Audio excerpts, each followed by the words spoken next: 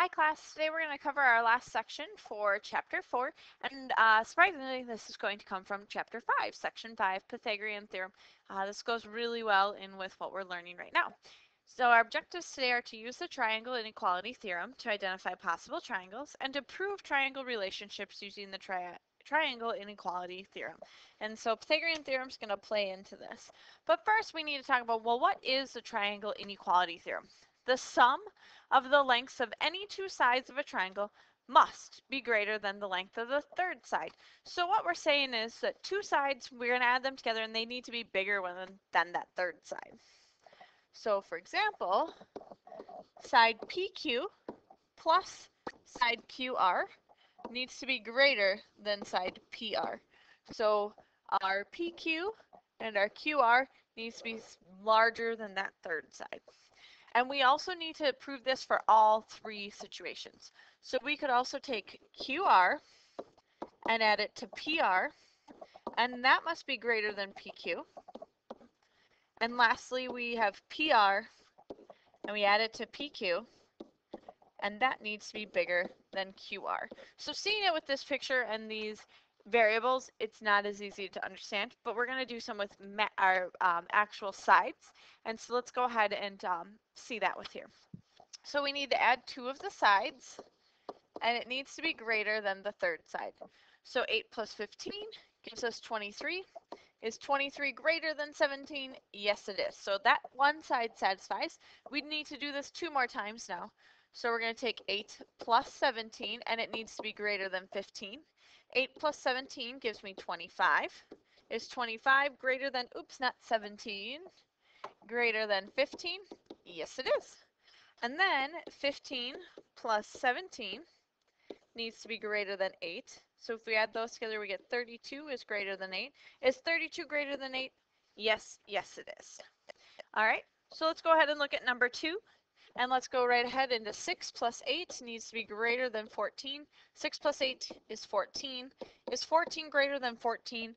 No, that doesn't work. So is this a triangle? No. Oh, and I forgot for number 1, we want to write yes, that is a triangle. So go ahead and try out number 3 for tomorrow. All right, so now let's look at it. Find the range for the measure of the third side of the triangle given the measures of the other two sides. So now we just are missing that last side. So let's go ahead. We're going to use the same idea, add the two sides, and it needs to be greater than the third. So 16 needs to be greater than x, or x needs to be less than 16.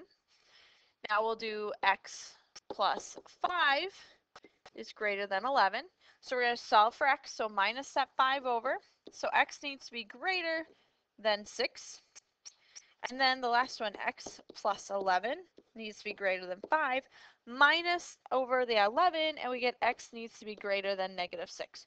Well, of course, we're talking about sides of a triangle, so of course x is going to be greater than negative 6. So the ones that come in that are important are our other two sides. And so we'll say that x needs to be larger than 6, but smaller than 16. Okay, and that third one, like I said, x is of course larger than negative 6. So let's do one more like this together since these ones are a little bit confusing. So let's try it for this triangle. 3.8 plus 9.2 needs to be larger than x. So if you go ahead and add those, we get 13 is greater than x, or x is less than 13. So we'll keep that in mind. All right, we'll do x plus 3.8 needs to be greater than that 9.2. Minus 3.8 to the other side, we get x is greater than 5.4. So we'll keep that in mind. And then our last one, we have x plus 9.2 needs to be bigger than 3.8. Minus that 9.2 over, so x needs to be bigger than negative 5.4, which, of course, x will be bigger than that. So now what we're going to do is take these two, which have our positives, and we'll do 5.4 is less than x, which is less than 13. So whatever the third side is, it's going to be somewhere between 5.4 and 13. Not equal to, but somewhere in between those. All right, so determine possible values for x. So this is going to be the same thing that we did for the last two problems, except for now instead of giving you an exact side, you're actually going to have a variables thrown in here. So we're going to add two sides. So let's go ahead and add these two to start off. So x minus 7 plus 2x plus 12 needs to be greater than 4 times x minus 3. So I have some like terms here. That gives me 3x, some more like terms, plus 5 is greater than, and now I'm going to distribute 4x minus 12. Do some magic math, move things around. We get 17 is greater than x, or x needs to be less than 17.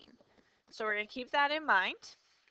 All right, let's do another one. This time, we're going to go ahead and add x minus 7 and our 4 times x minus 3. So x minus 7 plus 4 times x minus 3 has got to be greater than 2x plus 12. Distribute that 4 in, so we get x minus 7 plus 4x minus 12 is greater than 2x plus 12. Find some like terms to combine, so we get 5x minus 19 is greater than 2x plus 12. Do some magic math. 3x is greater than 31, so we know x needs to be larger than 10.3. You can do your third side, but as shown by the last two problems we did, the third side is going to end up being a negative. So we're good with this. The smaller number is the 10.3 is less than x, which is less than 17. So the x value needs to be somewhere between 10.3 and 17. All right, let's go ahead and talk about Pythagorean theorem. You know Pythagorean theorem. We did it last year in algebra. Some of you even had me doing it last year in algebra. So Pythagorean theorem we know is a squared plus b squared equals c squared.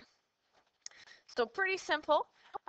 Square the a leg, square the b leg, and that's going to equal the hypotenuse c squared. All right, so these ones are find the missing side of the triangle using Pythagorean theorem. I'll do the first one with you, but then the other ones I know you guys can do.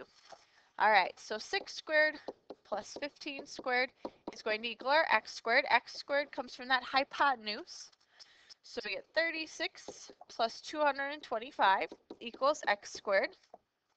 Add those together, we get 261 equals x squared. To get rid of that x squared, or that squared with that x, you take the square root of both sides, and our x equals 16.2. That's how long our other side is. So go ahead and do 8 and 9. Be aware that x is not always the hypotenuse. All right, Damien is locked out of his house with only an open window on the second floor, which is 12 feet above ground. He needs to borrow a ladder from his neighbor. If he must place the ladder 5 feet from the house to avoid some shrubs, what length of the ladder does Damien need? So I'm going to just go ahead and outline here. We have our 5 feet, our 12 feet, and we need to know how long that triangle is, or that hypotenuse is. So go ahead and do that for tomorrow. Lastly, it says determine whether each set of numbers can be the measures of sides of a triangle. Then we need to decide, is it a right triangle? So let's go ahead and do A together. So to determine if it's a triangle, we need to add our sides and they need to be greater than the other one. So 21 is greater than 16. Add 7 plus 16, that needs to be greater than 14. So we get 23 is greater than 14. That one works out. And lastly, add our other two sides together, and that needs to be greater than 7. So we get 30 is greater than 7, and that works out. So yes, we know that's a triangle. Now we need to decide if it's a right triangle. So the two smaller sides squared needs to equal the hypotenuse, or the longest side squared. So 7 squared plus 14 squared needs to equal 16 squared. So I'm going to put a question mark there because we don't know if they're equal yet. 7 squared gives us 49 plus our 14 squared is 200 and, oh, not 200 and about 196. So just a little bit less than 200. And 16 squared gives us 256. So we go ahead and add and we get 245.